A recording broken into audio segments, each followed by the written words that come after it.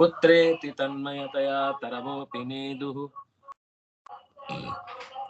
ಮುನಿಮಾನತೋಸ್ಮಿ ನಾರಾಯಣಂ ನಮಸ್ಕೃತ್ಯ ನರಂ ಚೈವ ನರೋತ್ತಮಂ ದೇವೀಂ ಸರಸ್ವತೀಂ ವ್ಯಾಸಂ ತತೋ ಜಯಮುದೀರಯೇ.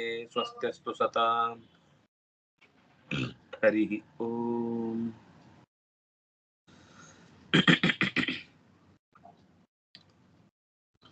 ಭಗವಂತನ ಪರಿಚಯವನ್ನ ಮಾಡಿಕೊಡ್ತಾ ಸನಕಾದಿಗಳು ಮತ್ತಷ್ಟು ವಿಶೇಷವಾದ ಅಂಶಗಳನ್ನ ಇಲ್ಲಿ ಹೇಳ್ತಾ ಬಂದ್ರು. ಸ ಏಷ ಲೋಕಾನತಿ ಚಂಡ ವೇಗೋ ವಿಕರ್ಷಸಿ ತ್ವಂ ಕಲು ಕಾಲಯಾನ ಭೂತಾನಿ ಭೂತೈರನುಮೇಯ ತತ್ವೋ ಘನ ಬಲಿರ್ವಾಯುರಿವಾ ಅವಿಶಕ್ಯ. 24:66. ಪ್ರಪಂಚವನ್ನ ಸೃಷ್ಟಿ ಮಾಡಿ ಅದರೊಳಗೆ ಪ್ರವೇಶ ಮಾಡಿದವನು ನೀನೆ. ಯಾರಿಗೂ ನಿನ್ನನ್ನ ಒಂದು ಕಡೆ ನಿಲ್ಲಿಸ್ಲಿಕ್ಕಾಗಲ್ಲ. ಹಾಗೆ ನೀನು ಅನಂತ ಶಕ್ತಿಯಿಂದ ತುಂಬಿದವನಾಗಿ ರುದ್ರ, ಯಮ ಇವರ ಮೂಲಕ ಪ್ರಾಣಿಗಳನ್ನ ಸಂಹಾರ ಮಾಡ್ತಿ. ಯಮ ಪ್ರಚೇತಸರನ್ನ ಕುರಿತು ಆಡಿದ ಈ ಗೀತೆಯ ಹಲವು ಸಾಲುಗಳಲ್ಲಿ ಮತ್ತೆ ಮತ್ತೆ ಅವನು ನೆನಪಿಸ್ತಾ ಇರುವ ಸಂಗತಿ ಏನು ಅಂದ್ರೆ, ಎಲ್ಲ ದೇವತೆಗಳ ಮುಖ್ಯ ಹೆಸರು ಅದು ನಿಂದೆ. ಆಮೇಲೆ ನೀನು ಕೊಟ್ಟು ಬಾಡಿಗೆ ತಗೊಂಡು ಅವರೆಲ್ಲ ಅವರವರ ಹೆಸರಿನಲ್ಲಿ ಆರಾಮವಾಗಿ ಇದ್ದಾರೆ. ನೀನು ಕಣ್ಣಿಗೆ ಯಾವತ್ತೂ ಕಾಣಿಸಲ್ಲ. ಉಳಿದ ದೇವತೆಗಳ ಮೂಲಕ ಕಾರ್ಯರೂಪವನ್ನ ನೀನು ಮಾಡ್ತಾ ಇದ್ದಿ. ನಿನ್ನ ಸ್ವರೂಪವನ್ನ ಕಾರ್ಯದಿಂದ ಊಹಿಸಿ ತಿಳಿಯಬಹುದಷ್ಟೇ ಬಿಟ್ರೆ, ಗಾಳಿಯನ್ನ ಹೇಗೆ ಹಿಡಿಲಿಕ್ಕೆ ಸಾಧ್ಯ ಇಲ್ವೋ, ಮೋಡವನ್ನ ತಡೆದು ಯಾರಿಗೆ ಹೇಗೆ ನಿಲ್ಲಿಸ್ಲಿಕ್ಕೆ ಸಾಧ್ಯ ಇಲ್ವೋ, ಹಾಗೆ ನಿನ್ನನ್ನು ಕೂಡ ಇಲ್ಲಿ ತನಕ ಎದುರಿಸಿ ನಿಲ್ಲುವವರಿಲ್ಲ. ಲಯ ಅನ್ನೋದು ನಿನ್ನ ಅತ್ಯಂತ ಉತ್ತಮವಾದ ಕಾರ್ಯ. ಹೇಳಿ, ಕೇಳಿಸ್ತಿಲ್ಲ? ರುದ್ರಗೀತನೇ ಹೇಳ್ತಾ ಇದ್ದೇನೆ. ರುದ್ರ ಈ ಹಿಂದಿನಿಂದಲೂ ಪ್ರಚೇತಸರಿಗೆ ಹೇಳಿದ ಮಾತಿನ ಸಾಲುಗಳನ್ನ ನಾನು ಹೇಳಿದೆ ಅಂತ ಹೇಳಿದೆ. ಲಯಕಾಲ ಆರಂಭದಲ್ಲಿ ನಾನು ಸನಕಾದಿಗಳು ಪೃಥ್ವಿಗೆ ಹೇಳಿದೆ ಅಂತ ಹೇಳಿದೆ. ನನಗೆ ಗೊತ್ತಾಯ್ತು ಅಂತ ತಕ್ಷಣ ನಾನು ಮತ್ತೆ ಅದನ್ನು ಮುಂದುವರಿಸಿ ಮತ್ತೆ ಅದರ ಸಾರಾಂಶ ಜಿಷ್ಟು ಹೇಳಿ ಮತ್ತೆ ಮುಂದೆ ಬಂದೆ. ಪ್ರಮತ್ತ ಮುಚ್ಚೈರಿತಿ ಕೃತ್ಯ ಚಿಂತೆಯ ಪ್ರವೃದ್ಧ ಲೋಭಂ ವಿಷಯೇಷು ಲಾಲಸಂ ತ್ವಮ ಪ್ರಮತ್ತ ಸಹಸಾಭಿಪದ್ಯಸೆ ಕ್ಷುಲ್ಲೇಹಿ ಲೇಲಿಹಾನೋ ಅಹಿರಿವಾಕುಮಂತ ಕೃತ್. ಲಯಕಾಲದಲ್ಲಿ ಅಲ್ಲದೆ ಈಗಲೂ ಕೂಡ ನೀನು ಹಲವು ಕಾರ್ಯಗಳನ್ನ ಮಾಡ್ತಾನೆ ಇದ್ದಿ. ಕೇವಲ ನನ್ನ ಟೈಮ್ ಬಂದಾಗಿ ನಾಟಕದಲ್ಲಿ ಕೆಲವೊಮ್ಮೆ ಮಕ್ಕಳ ಹತ್ರ ಅಭ್ಯಾಸ ಮಾಡಿಸುವಾಗ ಅವರು ಡೈಲಾಗ್ ಬರುವಾಗ ಎಚ್ಚರಾಗ್ತಾರೆ. ಉಳಿದವ್ರು ಮಾತಾಡ್ತಾ ಇರ್ಬೇಕಾದ್ರೆ ಸುಮ್ಮನೆ ಹೀಗೆ ಕೂತ್ ನೋಡ್ತಾ ಇರ್ತಾರೆ. ಅದಕ್ಕೇನು ಎಕ್ಸ್ಪ್ರೆಷನ್ ಇಲ್ಲ, ಯಾಕಂದ್ರೆ ಅರ್ಥ ಆಗಿರಲ್ಲ ಅಂತನೋ ಅಥವಾ ಪ್ರಸಂಗವೇ ಗೊತ್ತಾಗಲ್ವೋ. ವಸ್ತುತಃ ಡೈಲಾಗ್ ಹೇಳುವಾಗ ಏನ್ ಆಕ್ಟಿಂಗ್ ಮಾಡ್ತಾರೋ ಅದಕ್ಕಿಂತ ನಿಜವಾದ ಆಕ್ಟಿಂಗ್ ಯಾವುದು ಅಂದ್ರೆ, ಡೈಲಾಗ್ ಹೇಳಿದ್ದನ್ನ ಕೇಳ್ತಾ ಅವ್ರು ಏನು ಮೂವ್ಮೆಂಟ್ ತೋರಿಸ್ತಾ ಇರ್ತಾರೋ ಅದು ನಿಜವಾದ ಆಕ್ಟಿಂಗ್. ಹಾಗೆ ನಿನಗೆ ಸೃಷ್ಟಿಯ ಸಮಯ ಅಂದಾಗ ಒಂದ್ಸರ್ತಿ ದಡಬಡ ದಡಬಡ ದಡಬಡ ಅಂತ ಓಡಾಡುದು, ಆಮೇಲೆ ಸುಮ್ಮನೆ ಇದ್ಬಿಡುದು. ಸ್ಥಿತಿಯ ಸಮಯ ಅಂದಾಗ ದಡಬಡ ಒಂದಿಷ್ಟು ಕೆಲಸ ಮಾಡುದು, ಮತ್ತೆ ಮಲ್ಕೊಳ್ಳೋದು. ಮತ್ತೆ ಲಯ ಸಮಯ ಅಂತ ಮತ್ತೆ ಎದ್ದೇಳುದು. ಹೀಗೇನಾದ್ರೂ ನಿನಗೆ ನಮ್ ತರ ಏನಾದ್ರೂ ಆಗತ್ತಾ ಅಂದ್ರೆ ಇಲ್ಲ ಅಂದ್ರು. ರುದ್ರದೇವ ಹೇಳ್ತಾ ಇದ್ದಾನೆ, ನಿನಗೆ ಮೂರೂ ಕಾಲದಲ್ಲಿ ನಿರಂತರ ಕೆಲಸವನ್ನ ಮಾಡ್ತಾ ಇರುವುದು ಒಂದು ಸಹಜ ಸ್ವಭಾವ. ನೀನು ಹೇಗ್ ಮಾಡ್ಬೇಕು ಅನ್ನೋದನ್ನ ಬಹಳ ಚೆನ್ನಾಗಿ ವಿಧಿಬದ್ಧವಾದ ರೀತಿಯಲ್ಲಿ ನೀನು ಮಾಡ್ತಿ. ನಿನ್ನನ್ನು ಮರ್ತೇ ಬಿಟ್ಟಿರ್ತಾನೆ ಮನುಷ್ಯ. ಆದ್ರೂ ಅವರ ಕಣ್ಣುಗಳಲ್ಲಿ, ಕಿವಿಯಲ್ಲಿ, ಮೂಗಲ್ಲಿ, ಬಾಯಲ್ಲಿ ಎಲ್ಲಾ ಕಡೆ ಕೂತು ಋಷಿಕೇಶ ಅಂತ ಅನ್ನಿಸಿಕೊಂಡು ಅವರವರ ಕಣ್ಣಿಗೆ ಬೇಕಾದ ರೂಪ, ಕಿವಿಗೆ ಬೇಕಾದ ಸದ್ದು, ನಾಲಿಗೆಗೆ ಬೇಕಾದ ರುಚಿ, ಮೂಗಿಗೆ ಬೇಕಾದ ಪರಿಮಳ, ಮೈಗೆ ಮುಟ್ಟಬೇಕಾದ ಸ್ಪರ್ಶ, ಇದನ್ನು ಕೊಡ್ತಾನೇ ಇರ್ತಿ. ಇದು ಯಾವತ್ತೋ ಮಧ್ಯದಲ್ಲಿ 4 ದಿವಸ ಮಾಡಿ ಯಾಕೋ ಸಾಕಾಯ್ತಪ್ಪ ಇವತ್ತು ವೀಕೆಂಡ್ ಮಲಗ್ ಬಿಡ್ತೇನೆ ಅಂತ ನೀನ್ ಯಾವತ್ತೂ ಕೂಡ ನನಗೆ ಮಧ್ಯದಲ್ಲಿ ರೆಸ್ಟ್ ಬೇಕು ಅಂತ ಭಾನುವಾರ ಅಂತನೋ ಪಾಡ್ಯ ಅಂತನೋ ಅಥವಾ ಶುಕ್ರವಾರ ಅಂತನೂ ಯಾವುದೇ ಕಾರಣಕ್ಕೂ ಕೂಡ ನೀನು ರೆಸ್ಟ್ ತೆಗೆದುಕೊಳ್ಳುವ ಕಾರ್ಯಕ್ರಮ ಇಲ್ಲ. ಆದ್ರಿಂದ ಆದ್ರೆ ನೀನು ಅವನು ಮರ್ತ್ರೆ ಅದಕ್ಕೆ ಸರಿಯಾದ ಶಿಕ್ಷೆಯನ್ನು ಕೊಡ್ತಿ. ಅದಕ್ಕೊಂದು ಉದಾಹರಣೆ ಕೊಡುತ್ತಾರೆ. ಒಂದು ಇಲಿ ಓಡಿ ಬಂದು ಒಂದು ಹಾವಿನ ಹೆಡೆಯ ಅಡಿಯಲ್ಲಿ ನೆರಳಿತ್ತು. ಅಂತ ನೆರಳು ಸಿಕ್ತು ಅಂತ ಮಲ್ಕೊಳ್ತು. ಅದು ನಾಲಿಗೆ ಪಚಾ ಪಚಾ ಪಚಾ ಪಚಾ ಅಂತ ಸವರ್ತಾ ಇರುತ್ತೆ ಹಾವು. ಹೇಗೆ ಹಾಗೆ ಕಾಲ ಎನ್ನುವ ಸರ್ಪದ ಅಡಿಯಲ್ಲಿ ಸ್ವಲ್ಪ ಆರಾಮಾಗಿರೋಣ ಅಂತ ನಾವು ಬಂದು ಕೂತ್ರೆ ಹಾವಿನ ಬಾಯಿಗೆ ಸಿಗುವ ಇಲಿಯ ಹಾಗೆ. ಕಾಲ ಅಂದ್ರೆ ಕಾಳ ಸರ್ಪದ ಅಡಿಯಲ್ಲಿ ಇಲಿಯಂತೆ ಎಲ್ಲ ಮರೆತು, ಎಲ್ಲ ನಾನು ಕದ್ದಿದ್ದು ಗಿದ್ದಿದ್ದು ಯಾರು ನೋಡ್ಲಿಲ್ಲ ಅಂತ ಅನ್ನುವ ಹಾಗೆ ತಿಂದು ಉಂಡು ಬಂದು ರೆಸ್ಟಿಗೆ ಅಂತ ಹಾವಿನ ಹೆಡೆಯ ನೆರಳ ಅಡಿಯಲ್ಲಿ ಕುಳಿತು ತಾನು ಸುಖಿ, ತಾನು ಸ್ವಸ್ಥ, ತಾನು ಸುರಕ್ಷಿತ ಅಂತ ಭಾವಿಸಿ ಕೂಡುವಂತೆ ನಾವೆಲ್ಲರೂ ಕೂಡ ಕಾಲಸರ್ಪದ ಅಡಿಯಲ್ಲಿ ಕೂತಿದ್ದೇವೆ.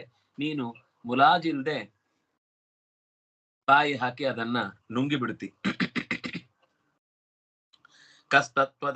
ತತ್ಪದಾಬ್ಜಂ ವಿಜಹಾತಿ ಪಂಡಿತೋ ಯತ್ತೇ ಪುಮಾನಪ್ಯಯಮಬ್ಜಕೇತನ ವಿಶಂಕಯಾಸ್ಮದ್ಗುರುರಚ್ಚತಿ ಸ್ಮಯದ್ ವಿನೋಪಪತ್ತಿಂ ಮನವಶ್ಚತುರ್ದಶ. ನಿನ್ನ ಸರಿಯಾದ ತಿಳುವಳಿಕೆ, ನಿನ್ನ ಪಾದ ಕಮಲವನ್ನು ಯಾರು ಅರ್ಥ ಮಾಡಿಕೊಂಡಿದ್ದಾನೋ ಅವನು ಯಾರು ಆ ಪಾದ ಬಿಟ್ಟು ದೂರ ಹೋಗ್ಲಿಕ್ಕೆ ಸಾಧ್ಯ ಆಗುತ್ತೆ? ಅದನ್ನ ಬಿಟ್ಟು ಇರ್ಲಿಕ್ಕೆ ಮನಸ್ಸು ಬರುತ್ತಾ? ಅವನಿಗೆ ತಡ್ಕೊಳ್ಲಿಕ್ಕಾಗತ್ತಾ ಆ ಪಾದ ಬಿಟ್ಟು ಸ್ವಲ್ಪ ಹೊತ್ತು ಸುಖವಾಗಿರ್ತೇನೆ ಅಂತ?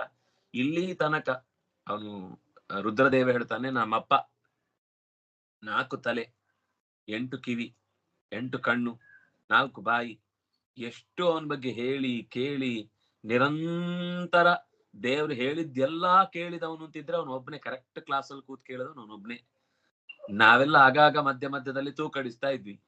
ನಮ್ಮಪ್ಪ ನನಗೆ ಗುರುನೂ ಹೌದು, ನಮ್ಮಪ್ಪ ಕೇಳುಗರಲ್ಲೇ ಅತ್ಯಂತ ಹಿರಿಯೂ ಹೌದು. ಅವನೇ ಯಾವಾಗ್ಲೂ ಹೇಳ್ತಾ ಇದ್ದದ್ದು ಕಮಲಾಸನನಾಗಿ, ಏನು ಅಂದ್ರೆ ಭಗವಂತನ ಪದತಲವನ್ನ ಬಿಟ್ಟು ಬದುಕ್ಲಿಕ್ಕೆ ನಮ್ಮ ಹತ್ರ ಸಾಧ್ಯ ಇಲ್ಲ. ಅವನ ಆರಾಧನೆ ಅಂತ ಅನ್ನುವುದು ಸಂದೇಹವೇ ಇಲ್ಲದೆ ಅತ್ಯಂತ ನಂಬಿದ ಮಹಾ ವ್ಯಕ್ತಿತ್ವ ಇದ್ರೆ ಅದು ಅವನದ್ದು. ಇನ್ನು ಇದ್ದಾರೆ ಕೆಲವರು 14 ಮನ್ವಂತರದ ದೇವತೆಗಳಿದ್ದಾರೆ. ಅವರೆಲ್ಲ ಪ್ರತಿ ಮನ್ವಂತರದ ಅಧಿಪತಿಗಳು. ಬರೀ ಪರಮಾತ್ಮನ ಪ್ರೀತಿಯನ್ನ ಅಪೇಕ್ಷಿಸಿ ತಾವು ಪ್ರಜಾಪತಿಗಳಾಗಿ ಕಾರ್ಯನಿರ್ವಹಿಸ್ತಾರೆ ಹೊರತು ಏನ ಫಲ ನಿರೀಕ್ಷೆಯನ್ನು ಇಟ್ಟುಕೊಳ್ಳದೆ ಸ್ವಭಾವ ಸಹಜವಾಗಿ ಪೂಜೆ ಮಾಡುತ್ತಾರೆ. ಇದನ್ನೆಲ್ಲ ನಾನು ಕಣ್ಣಾರೆ ಕಂಡದ್ದು. ಭಗವಂತನ ಆರಾಧನೆಯನ್ನ ಭಕ್ತರು ಹೇಗೆ ಮಾಡ್ತಾರೆ ಅಂತ ಅದನ್ನ ನಾನು ನಿನಗೂ ಹೇಳ್ತಾ ಇದ್ದೇನೆ. ಯತ್ ಸ್ಪೃಷ್ಟೋಹಮಹ ಅಹರಹರ್ ಮುಕ್ತ ಕ್ಲೇಶ ಶೇತೆ ಮೃತಾಂಬುಧೌ ತಾವದ್ವೇಧಾತ ತತ್ತೇಂಗ್ರಿಂ ಜನೋನು ಸ್ಮರತೆ ಚ ತತ್. ಭಗವಂತನ ಪಾದ ಕಮಲದ ಸ್ಪರ್ಶದಿಂದಲೇ ಸಂಸಾರಿಯಾದ ಜೀವ ಸುಷುಪ್ತಿಯಲ್ಲಿ ನಿದ್ದೆ ಬರುತ್ತಲ್ವಾ, ಆ ನಿದ್ದೆ ಬಂದಾಗ ಸುಖ ಇರುತ್ತೆ. ಅವನಿಗೆ ಯಾಕೆ ಆ ಸುಖ ಬಂತು ಅಂತ ಗೊತ್ತಿಲ್ಲ. ವಸ್ತುತಃ ಸುಖ ಬಂದದ್ದು ಕಣ್ಣಿನಿಂದ ನೋಡಿ ಅಲ್ಲ, ಕಿವಿಯಿಂದ ಕೇಳಿ ಅಲ್ಲ, ಬಾಯಿಂದ ತಿಂದಲ್ಲ, ಕನ್ಸಲ್ಲಿ ಒಮ್ಮೊಮ್ಮೆ ಅಂತ ಏನೋ ಅಂತಿರ್ತಾನೆ. ಆದ್ರೆ ಎಚ್ಚರಾದಾಗ ಏನೂ ಇರಲ್ಲ ಬಾಯಲ್ಲಿ. ಏನೋ ತುಂಬಾ ಚೆನ್ನಾಗಿ ಹೋಳಿಗೆ ತಿಂತಾ ಇದ್ದೆ, ಆದ್ರೆ ಕನಸಿನಲ್ಲಿ ಆ ಕನಸಿನ ಮಂಡಿಗೆಯೂ ಇಲ್ಲ. ಮನಸ್ಸಿನ ಮಂಡಿಗೆ ಕನಿಷ್ಠ ಪಕ್ಷ ಕೆಲವೊಮ್ಮೆ ಸುಖ ಕೊಡುತ್ತೆ ಕೆಲವು ಕ್ಷಣ, ಆದ್ರೆ ಸುಷುಪ್ತಿಯಲ್ಲಿ ಅದು ಇಲ್ಲ. ಯಾಕಂದ್ರೆ ಮನಸ್ಸು ಪುರೀತ ನಾಡಿಯನ್ನ ಸೇರ್ಕೊಂಡು ಮಲ್ಕೊಂಡ್ಬಿಟ್ಟಿರುತ್ತೆ. ಅದಕ್ಕೆ ಎಚ್ಚರವೇ ಇಲ್ಲ, ಇಂದ್ರಿಯಗಳಿಲ್ಲ, ಮನಸ್ಸಿಲ್ಲ. ಹೀಗೆ ಏನೂ ಇಲ್ಲದೆಯೂ ಕೂಡ ನಾರಾಯಣ ಶೇತೆ ಸುಖಂ, ಚೆನ್ನಾಗಿ ನಿದ್ದೆ ಬರುತ್ತೆ. ಎದ್ದ ಮೇಲೆ ಹೇಳ್ತಾನೆ ಸುಖವಾಗಿ ನಿದ್ದೆ ಬಂತ. ಸುಖ ಎಲ್ಲಿಂದ ಬಂತು?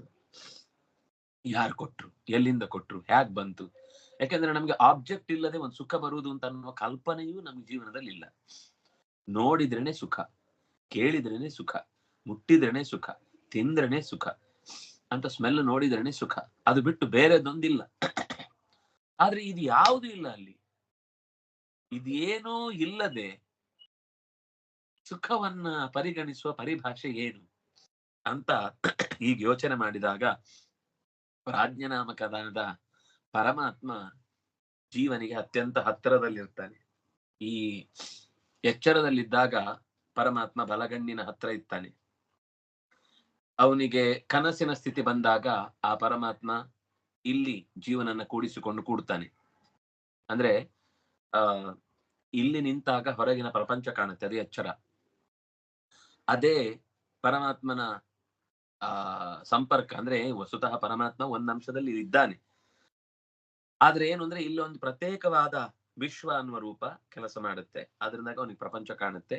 ಇಲ್ಲಿ ತೈಜಸ ಅನ್ನುವ ರೂಪ ಕೆಲಸ ಮಾಡುತ್ತೆ, ಅದರಿಂದ ಕನಸು ಕಾಣುತ್ತೆ. ತೈಜಸ ಅಂದ್ರೆ ಲೈಟ್ ಬಿಡುದು, ಕಣ್ಣು ಮುಚ್ಚಿರುತ್ತೆ, ಸ್ಕ್ರೀನ್ ಓಪನ್ ಆಗಿರುತ್ತೆ, ಎಲ್ಲ ಕಡೆ ಶಟ್ ಡೌನ್ ಮಾಡಿರ್ತಾರೆ, ಆದ್ರೆ ಒಳಗಿನ ಸ್ಕ್ರೀನ್ ಅಲ್ಲಿ ಬೆಳಕು ಬೀಳುತ್ತೆ. ತೈಜಸ ನಾಮಕನಾದ ಪರಮಾತ್ಮ, ನೀವು ಹಳೆಯ ಥಿಯೇಟರ್ಗಳಿಗೆ ಹೋದ್ರೆ ಅಲ್ಲಿ ಒಂದ್ ಮೇಲಿನ ಕಿಂಡಿನಿಂದ ಬೆಳಕು ಬರ್ತಾ ಇರುತ್ತೆ, ಅಲ್ಲಿ ಅವ್ರೇನ್ ಸಿನಿಮಾ ತೋರಿಸ್ತಾರೆ ಅದನ್ನ ನೋಡ್ಬೇಕು.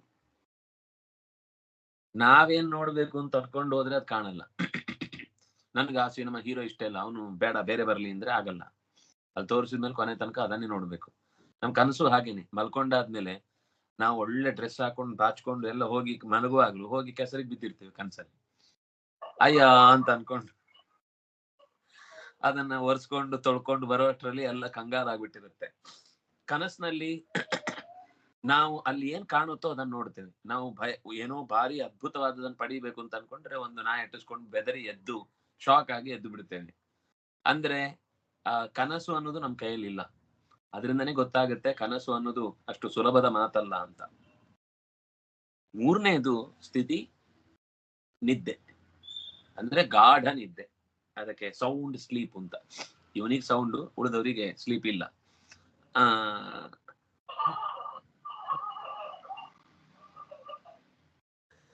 ಆಗ ಒಂದು ಸುಖ ಆಗತ್ತಲ್ಲ, ಆ ಸುಖಕ್ಕೆ ಕಾರಣನಾದದ್ದು ಪ್ರಾಜ್ಞನಾಮಕನಾದ ಪರಮಾತ್ಮ. ಪ್ರಾಜ್ಞನಾಮಕನಾದ ಪರಮಾತ್ಮ ಆ ಮಗುವನ್ನ ಹಿಡ್ಕೊಂಡಾಗೆ ತೊಡೆ ಮೇಲೆ ಇಟ್ಕೊಂಡಿರ್ತಾನಂತೆ, ಜೀವವನ್ನ ಆ ಹೃದಯದಲ್ಲಿ. ಆದ್ರಿಂದಾಗ ಅವನಿಗೆ ಸುಖ. ಇಲ್ಲಿ ಅದನ್ನು ಸ್ವಲ್ಪ ಸೂಕ್ಷ್ಮವಾಗಿ ಗಮನಿಸಿದ್ರೆ, ಇಲ್ಲೇ ಇದ್ದಾಗ ಸುಖ ಇತ್ತು, ಜೀವ ಇಲ್ಲಿಂದ ಇಲ್ಲಿಗೆ ಬಂದಾಗ ಸ್ವಲ್ಪ ಸುಖ ಕಮ್ಮಿ ಆಯ್ತು. ಇತ್ತು ಆದ್ರೂ ಕಮ್ಮಿ ಇತ್ತು. ಇಲ್ಲಿಂದ ಇಲ್ಲಿಗೆ ಬಂದಾಗ ದೂರ ಆಯ್ತು. ಯಾಕಂದ್ರೆ ದೇವರಿಂದ ಎಷ್ಟು ದೂರ ಆಗ್ತಾನೋ ಅಷ್ಟು ದುಃಖ ಜಾಸ್ತಿ ಆಗ್ತಾ ಹೋಯ್ತು ಅವನಿಗೆ. ಎಚ್ಚರದಲ್ಲಿ ದುಃಖ ಜಾಸ್ತಿ, ಕನಸಿನಲ್ಲಿ ಸ್ವಲ್ಪ ಕಮ್ಮಿ ಆದ್ರೂ ಇದೆ. ಅದು ಸುಷುಪ್ತಿಯಲ್ಲಿ ಪ್ರಾಜ್ಞನಾಮಕನಾದ ಪರಮಾತ್ಮ, ವಿಶ್ವ, ತೈಜಸ, ಪ್ರಾಜ್ಞ. ಈ ಪ್ರಾಜ್ಞನ ಜೊತೆಗಿದ್ದಾಗ, ಪ್ರಾಜ್ಞ ಅಂದ್ರೆ ಪ್ರಕೃಷ್ಟ ಜ್ಞಾನವಂತ ಅಂತ ಅರ್ಥ. ಆ ಸಮಂತಾತ್ ಜಾನಾತಿ ಅಂತ. ಈ ಜೀವನು ಪ್ರಾಜ್ಞನೇ. ಜೀವ ಹೇಗ್ರಿ ಪ್ರಾಜ್ಞ? ಅವನನ್ನು ನೀವು ಪ್ರಾಜ್ಞ ಅಂತ ಹೇಳ್ತೀರಾ? ಹೌದು, ಜೀವನು ಪ್ರಾಜ್ಞ, ಪ್ರಕೃಷ್ಟ ಅಜ್ಞ. ಎಂತದೂ ಗೊತ್ತಿಲ್ಲ ಅಲ್ಲಿ ಅವನಿಗೆ. ಎದ್ದಾಗ ಹೇಳಲ್ವಾ, ನಿನ್ನೆ ಗೊತ್ತಾ ನಮ್ಮದಿಲ್ಲಿ ಲೈಟ್ ಕಂಬ ಬಿತ್ತು? ಹೌದಾ, ಲೈಟ್ ಕಂಬ ಬಿತ್ತ? ನಂಗೆ ಗೊತ್ತೇ ಇಲ್ಲ, ನಂಗೆ ಗಡದ್ದು ನೆದ್ದೆ ಅಂತ. ಅಯ್ಯೋ, ನಮ್ಮ ಮನೆಯೊಳಗೆ ಓಡಾಡಿ ನಾಯಿ ಎಲ್ಲ ಬಂದು ಹೋಗಿತ್ತು. ಹೌದಾ, ಓ ಅದೇ ಬಾಯಿ ಉಪ್ಪು ಇದ್ದದ್ದು ಅಂತ ಆಮೇಲೆ ಗೊತ್ತಾಗುತ್ತೆ ಅವನಿಗೆ.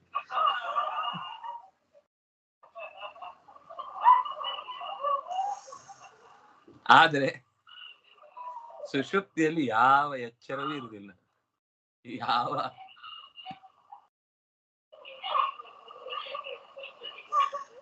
ಸುಖವಾಗಿ ನಿದ್ದೆ ಬಂತು ಅಂತ ಹೇಳ್ತೇವೆ. ಆ ನಿದ್ದೆಗೆ ಕಾರಣವಾದಂತಹ ರೂಪ ಅದು ಪ್ರಾಜ್ಞನಾಮಕನಾದ ಪರಮಾತ್ಮ. ನೋಡಿ, ಇದು ಬಹಳ ಸೂಕ್ಷ್ಮವಾದ ಅಂಶ, ಬಹಳ ಗಂಭೀರವಾಗಿ ನಾವು ಗಮನಿಸಬೇಕಾದ ಅಂಶ. ಪ್ರಾಜ್ಞಾ ಅಂತ ಅನ್ನೋದು ನಮ್ಗೆ ನಿಜವಾಗಿ ಸುಖದ ನಿಜವಾದ ಪರಿಚಯ. ವಸ್ತುತಃ ಹೊರಗಿನಿಂದ ಇಲ್ಲದೆ ಒಳಗೆ ಸುಖ ಇದೆ ಅಂತ ಪರಿಚಯಿಸಿದ ರೂಪ ಅದು. ಸುಷುಪ್ತಿ ಅನ್ನೋದನ್ನ ಪಾಠ ಅಂತ ತಗೊಳ್ಬೇಕು ಅಂತ ಹೇಳ್ತಾರೆ. ಹಾಗಂತ ಹೇಳಿ ಯಾವಾಗ್ಲೂ ಮಲ್ಕೊಂಡೇ ಬಿಡೋಣ ಅಂತಲ್ಲ. ನಿದ್ದೆ ಜಾಸ್ತಿ ಆದ್ರೂ ರೋಗ ಆಗ್ಬಿಡುತ್ತೆ, ಅದರಿಂದಲೂ ಅನೇಕ ಕಾಯಿಲೆಗಳು ಬರ್ತವೆ. ಅನಗತ್ಯವಾಗಿ ಜಾಸ್ತಿ ನಿದ್ದೆ ಮಾಡೋರಿಗೆ ನೆನಪಿನ ಶಕ್ತಿ ಹೆಚ್ಚು ಲಾಸ್ ಆಗುತ್ತೆ. ಯಾಕಂದ್ರೆ ಅದಕ್ಕೆ ಎಷ್ಟು ಗ್ಯಾಪ್ ಅಲ್ಲಿ ನಾವು ಮತ್ತೆ ಈಗ ಕೆಲವೊಂದ್ ಸರ್ತಿ ಈ ಕಂಪ್ಯೂಟರ್ಗಳನ್ನ ತುಂಬಾ ಹೊತ್ತು ತುಂಬಾ ದಿವಸ ನಾವು ಯೂಸ್ ಮಾಡದೇ ಇದ್ರೆ ಅದು ಮತ್ತೆ ಯೂಸ್ ಮಾಡುವಾಗ ಎಲ್ಲ ಒಂಥರ ಅಪ್ಡೇಟ್ ಕೇಳುತ್ತೆ, ಅಥವಾ ಅದು ಕೆಲವೊಂದ್ ಸರ್ತಿ ವರ್ಕೇ ಆಗಲ್ಲ.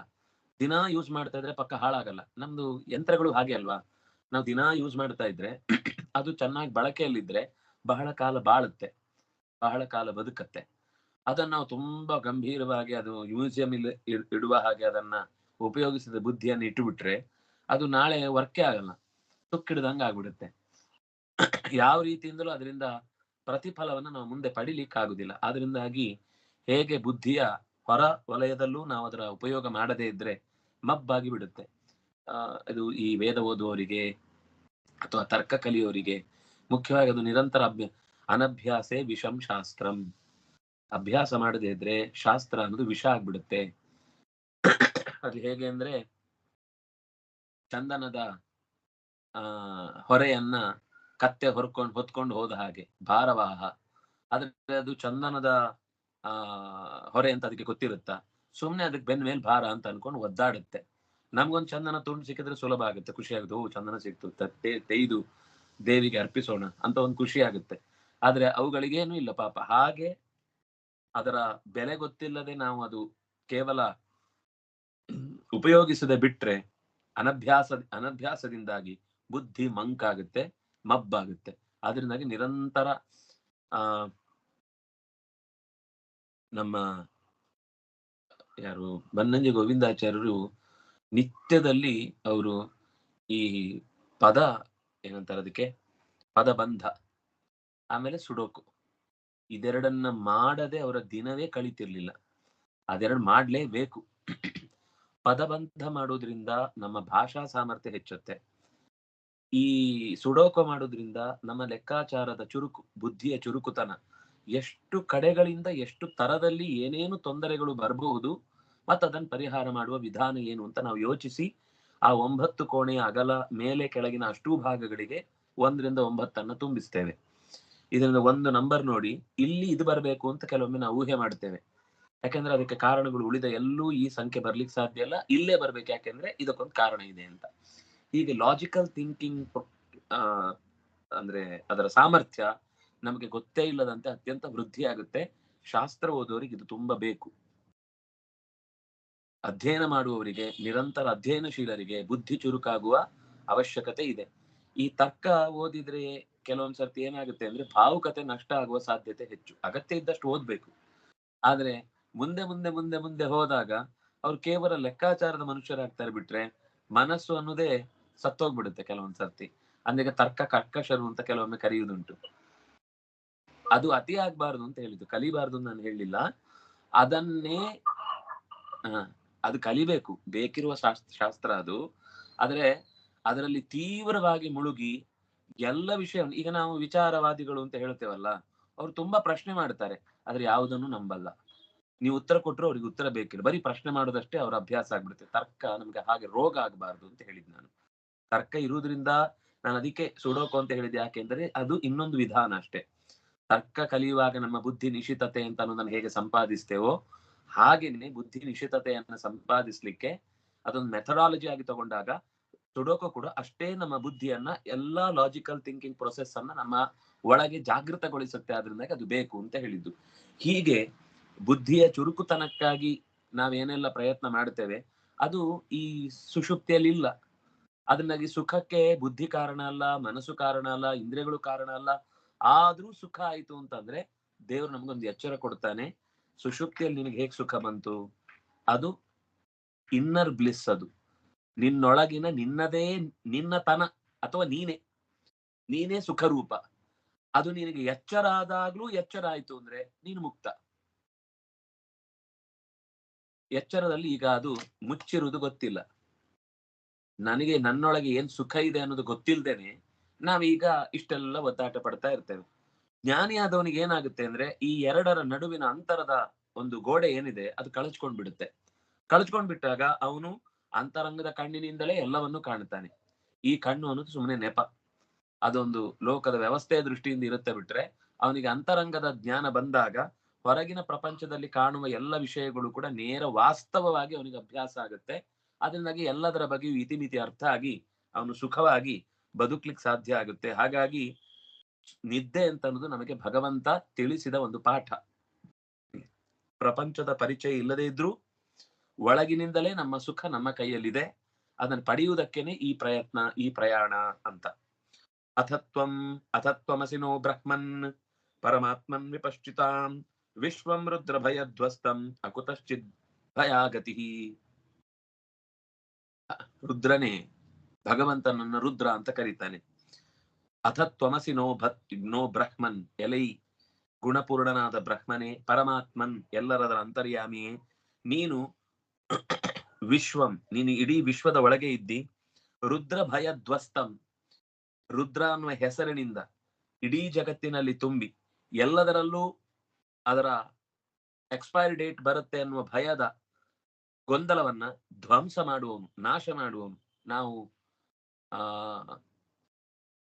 ಸರ್ವ ದುರಿತೋಪಶಮನಂ ಅಲ್ಲ, ಇನ್ನೊಂದೇನೋ ಪದ ಹೇಳ್ತೇವಲ್ಲ, ವೈದ್ಯೋ ನಾರಾಯಣೋ ಹರಿಹಿ ಅಂತ ಇಡೀ ಭವ ವೈದ್ಯವನ್ನ, ಭವದ ದ್ರೋಗವನ್ನ ಪರಿಹರಿಸುವ ವೈದ್ಯನಾಗಿ ನಾರಾಯಣನನ್ನು ಸ್ಮರಣೆ ಮಾಡುವ ಅರ್ಥದಲ್ಲಿ ಇಡೀ ಜಗತ್ತು ನಶ್ವರ ಅಂತ ತಿಳಿಸುವ ಭಗವಂತನ ನೆಲೆ ಅದು ನಮಗೆ ಬೇಕು. ನೀನು ಅಂಥ ನೆಲೆಯಾಗಿದ್ದಿ, ನೀನು ಅಂಥ ಗಮ್ಯ ಸ್ಥಾನವಾಗಿದ್ದಿ. ಗತಿಹಿ ಅಂದ್ರೆ ಗತಿ ಅಂದ್ರೆ ಕೊನೆ ಅಂತ ಅರ್ಥ, ಹೋಗಿ ಸೇರ್ಬೇಕಾದ ಗಮ್ಯಸ್ಥಾನ. ನೀನೇ ಗಮ್ಯಸ್ಥಾನವಾಗಿದ್ದಿ. ರುದ್ರ ಹೇಳುವ ಮಾತು, ಇದಂ ಜಪದ ಭದ್ರಂಬೋ, ಬಿಡದೆ ಇದನ್ನು ಜಪಿಸಿ, ನಿಮಗೆ ಮಂಗಳ ಆಗತ್ತೆ. ವಹ ಭದ್ರಂ, ನಿಮಗೆ ಮಂಗಳವಾಗುತ್ತೆ. ಜಪತ, ಇದಂ ಜಪತ, ನಾನು ಇಲ್ಲಿ ತನಕ ಹೇಳಿದ ಸಂಗತಿಗಳನ್ನ ಬಿಡದೆ ಜಪಿಸಿ. ವಿಶುದ್ಧ ನೃಪನಂದನಾ, ಶುದ್ಧ ಸತ್ವರಾದ ಓ ರಾಜನ ಮಕ್ಕಳೇ, ಸ್ವಧರ್ಮಮನು ತಿಷ್ಠಂತೋ ಭಗವತ್ಯರ್ಪಿತಾಶಯ, ನಿಮ್ಮ ನಿಮ್ಮ ಕರ್ತವ್ಯವನ್ನು ಬಿಡದೆ ಮಾಡಿ ಭಗವಂತನಲ್ಲಿ ಎಲ್ಲ ನಿಮ್ಮ ಆಲೋಚನೆಗಳನ್ನ, ನಿಮ್ಮ ಕ್ರಿಯೆಗಳನ್ನ ಅರ್ಪಿಸಿ ಮನಸ್ಸಿಟ್ಟು ಈ ಮಂತ್ರವನ್ನ ಜಪಿಸಿ. ತಮೇವಾತ್ಮಾನಮಾತ್ಮಸ್ಥಂ ಸರ್ವಭೂತೇಷ್ವಸ್ಥಿತಂ ಪೂಜಯಧ್ವಂ ಗೃಣಂತಶ್ಚ ಧ್ಯಾಯಂತಶ್ಚಾಸಕರ್ಧರಿನ್. ಸರ್ವ ಪ್ರಾಣಿಗಳ ಒಳಗೆ ನಿಂತಿರುವ ಪರಮಾತ್ಮನೇ ನನ್ನ ಹೃದಯದಲ್ಲೂ ಇದ್ದಾನೆ. ಹೃದಯ ಮಧ್ಯದಲ್ಲಿ ಭಗವಂತನನ್ನ ಧ್ಯಾನ ಮಾಡುವಾಗ ಇಲ್ಲಿ ಮಾತ್ರ ಇದ್ದಾನೆ ಅಂತ ಚಿಂತಿಸಿದ್ರೆ ಏನು ಉಪಯೋಗ ಇಲ್ಲ. ಎಲ್ಲರಲ್ಲೂ ಇರುವವನೇ ನನ್ನೊಳಗೂ ಇದ್ದಾನೆ ಅನ್ನುವ ಚಿಂತನೆ ಮಾಡದೆ ಹೋದ್ರೆ ನಾವು ಅಷ್ಟು ಧ್ಯಾನ ಮಾಡಿದ್ದು ಸುಮ್ಮನೆ. ಅದು ಮಧ್ಯದಲ್ಲಿ ಊಟಕ್ಕೆ ಒಂದು ಉಪ್ಪಿನಕಾಯಿ ಬಂದ ಹಾಗೆ, ಮಧ್ಯದಲ್ಲಿ ಏನೋ ನಾನು ಧ್ಯಾನ ಮಾಡಿದೆ ಅಂತ ಖುಷಿಗಷ್ಟೇ, ಏನು ಉಪಯೋಗ ಆಗಲ್ಲ. ಉಪ್ಪಿನಕಾಯಿ ಊಟ ಆಗತ್ತಾ? ಇಲ್ಲ. ಹಾಗೆ ಇದು ಕೂಡ ಧ್ಯಾನ ಯಾವುದೇ ಜೀವನಕ್ಕೆ ಲಾಭಕ್ಕೆ ಕಾರಣವಾಗಲ್ಲ. ಎಲ್ಲ ಭೂತಗಳಲ್ಲಿ ಅವಸ್ಥಿತಂ, ನೆಲೆಸಿರುವಂತಹ ಭಗವಂತನನ್ನ ಪೂಜಯಧ್ವಂ, ಪೂಜಿಸಿ. ಗೃಣಂತಹ, ನಿರಂತರವನನ್ನು ಸ್ತುತಿಸಿ. ಧ್ಯಾಯಂತಹ, ಅವನನ್ನ ಹೃದಯದ ಮಧ್ಯದಲ್ಲಿ ನೆಲೆಸುವಂತೆ ಕಾಣುವುದಕ್ಕೆ ಪ್ರಯತ್ನ ಮಾಡಿ.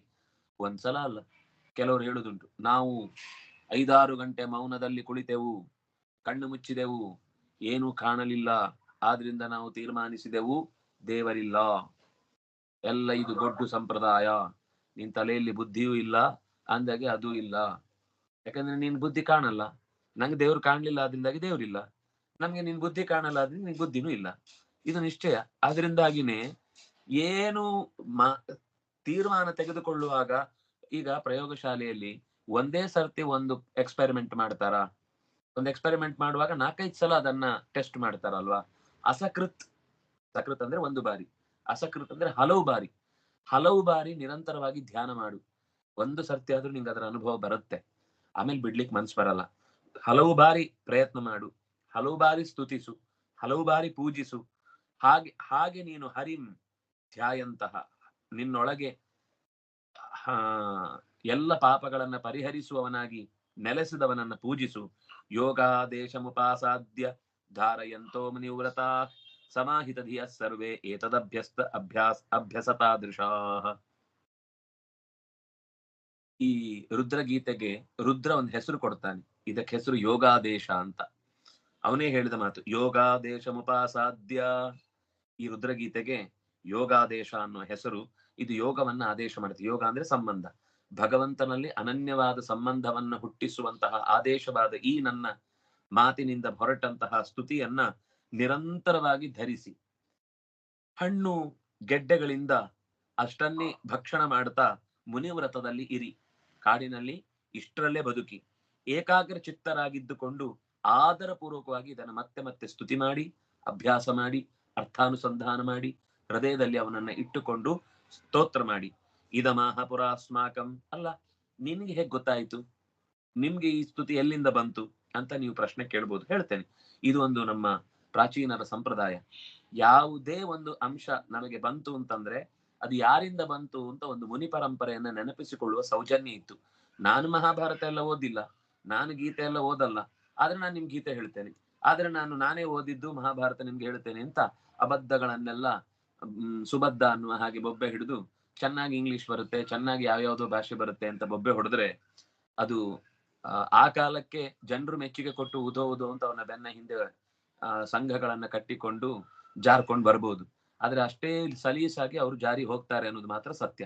ಯಾವಾಗ ಗುರು ಪರಂಪರೆಯನ್ನು ನೆನಪಿಸಿಕೊಳ್ಳುವುದಿಲ್ವೋ ಅದು ಶಾಶ್ವತ ಉಳಿಯಲ್ಲ. ಗಮನಿಸಿ, ಎಷ್ಟೆಷ್ಟೋ ಜನ ಗುಗ್ಗುರುಗಳೆಲ್ಲ ಬರ್ತಾರೆ. ನೆಕ್ಸ್ಟ್ ಸಕ್ಸಸರ್ ಯಾರು ಕೇಳಿ ಅವ್ರ ಹತ್ರ? ಯಾರಿರಲ್ಲ. ಅದೇ ಒಂದು ಸಂಸ್ಥಾನದ ನೆಲೆಯಲ್ಲಿ ಒಂದು ಪರಂಪರಾಗತವಾದ ಒಂದು ಸನ್ಯಾಸ ಪರಂಪರೆಯೋ ಅಥವಾ ಯಾವುದೇ ಒಂದು ಪರಂಪರೆ ಬಂದ್ರೆ ಅದು ಎಷ್ಟು ವರ್ಷಗಳ ಕಾಲದಿಂದ, ಸಾವಿರಾರು ವರ್ಷಗಳ ಕಾಲದಿಂದ ಆ ಪರಂಪರೆ ಹಾಗೆ ಉಳಿದು ಬಂದಿದೆ. ಯಾಕೆಂದ್ರೆ ಅಲ್ಲೊಂದು ಗುರು ಸಂಪತ್ತಿ, ಗುರು ಪ್ರಪತ್ತಿ ಚೆನ್ನಾಗಿ ನೆನಪಿಟ್ಟುಕೊಂಡು ಅವರು ಅದನ್ನು ಮುಂದುವರಿಸಿಕೊಂಡು ಹೋಗ್ತಾರೆ. ಅದರಿಂದ ಆ ಲೋಕದ ಜ್ಞಾನವನ್ನ ಗುರುಗಳ ಸ್ಮರಣೆಯ ಮೂಲಕವೇ ನಾವು ಇನ್ನೊಬ್ಬರಿಗೆ ಹಂಚಬೇಕು ಅನ್ನೋದನ್ನ ರುದ್ರದೇವರು ಕೂಡ ತೋರಿಸಿಕೊಡ್ತಾರೆ. ಅವರು ಹೇಳ್ತಾರೆ, ಇಡೀ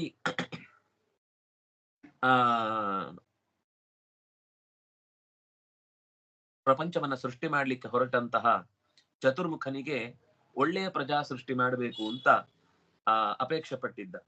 ಹಾಗೆ ಸೃಷ್ಟಿ ಮಾಡಿದ. ಅದರಲ್ಲಿ ಒಬ್ಬ ಸೃಷ್ಟಿಯಾದವನು ಭೃಗು. ಆ ಭೃಗು ಪರಮಾತ್ಮನಿಂದ ಚತುರ್ಮುಖ ಪಡೆದಿದ್ದ, ಚತುರ್ಮುಖನಿಂದ ಭೃಗು ಪಡೆದಿದ್ದ. ನಾನು ಮಧ್ಯದಲ್ಲಿ ಆ ಭೃಗು ಚರ್ಚೆ ಮಾಡುವಾಗ ನಾನು ಕೂತಿದ್ದೆ. ಅದನ್ನ ನನಗೂ ಕೂಡ ಅಲ್ಲಿಂದ ಪಡೆಯುವ ಹಾಗಾಯ್ತು. ಹಾಗಾಗಿ ತೇವಯಂ ಚೋದಿತಾ ಸರ್ವೇ ಪ್ರಜಾ ಸರ್ಗೆ ಪ್ರಜೇಶ್ವರಾಹ ಅನೇನ ಧ್ವಸ್ತತಮಸಃ ಅಸ್ರಾಕ್ಷ್ಮ ವಿವಿಧ ಪ್ರಜಾ. ಚತುರ್ಮುಖನಿಂದ ಆದೇಶ ಪಡೆದು ಪ್ರಜಾಪತಿಗಳಾಗಿ ನಾವು ಕೂಡ ಈ ಸ್ತೋತ್ರದಿಂದ ಅಜ್ಞಾನವನ್ನ ಕಳಚಿಕೊಂಡು ನಾನಾ ವಿಧವಾದ ಸೃಷ್ಟಿಯಲ್ಲಿ ನನ್ನದು ಕೆಲವು ಪಾಲಿದೆ, ರುದ್ರದೇವನದು ಮಹಾಪಾಲಿದೆ. ಯಾಕೆಂದ್ರೆ ಪಂಚ ಅಂತ ನಾವು ಪ್ರಪಂಚಕ್ಕೆ ಏನು ಹೆಸರು ಕೊಡ್ತೇವೆ ಅದು ಪ್ರಧಾನ ಕಾರಣ ಪಂಚಮುಖನಾದ್ರಿಂದಾಗಿ. ರುದ್ರದೇವನಿಗೆ 5 ಮುಖ. ಅವನನ್ನ ಧ್ಯಾನ ಮಾಡುವಾಗ ಇದು ತಂತ್ರ ಗ್ರಂಥಗಳು ಹೇಳುವಂತಹದ್ದು. ಧ್ಯೇಯ ಪಂಚಮುಖೋ ರುದ್ರ ಸ್ಫಟಿಕಾಮಲ ಕಾಂತಿಮಾನ್ ವಿದ್ಯುಚ್ಛುಭ್ರಾಸಿತರಜಃ ಶ್ಯಾಮಾನ್ಯಸ್ಯ ಮುಖಾನಿತು ಜಟಾವ ಬದ್ದೇಂದು ಕಲಹ ಪ್ರಿಯಾಯುಂ ನಾಗಭೂಷಣ ಅಂತ ಅವನನ್ನ ಸ್ತುತಿ ಮಾಡುವ ಕ್ರಮವನ್ನು ಹೇಳುತ್ತಾರೆ. ಅವನನ್ನ ಧ್ಯಾನ ಮಾಡಬೇಕಾದ ಕ್ರಮ ಏನು ಅನ್ನೋದನ್ನ ಹೇಳುತ್ತಾರೆ. 5 ಮೋರೆ ಉಳ್ಳವನಾಗಿ, 5 ಬಣ್ಣ ಇದೆ ಅದಕ್ಕೆ, ಬರೀ ಮೋರೆ ಮಾತ್ರ ಅಲ್ಲ. ಸ್ಫಟಿಕ ಅಮಲ ಕಾಂತಿಮಾನ್ ವಿದ್ಯುತ್ ಶುಭ್ರ ಅಸಿತ ರಜಃ, ಇದು 5 ಬಣ್ಣಗಳು.